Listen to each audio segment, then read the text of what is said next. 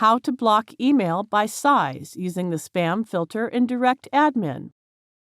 We assume you have already logged into your DirectAdmin account. Now click Spam Filters icon. From this Email Filters interface, you can create a filter for large size incoming email.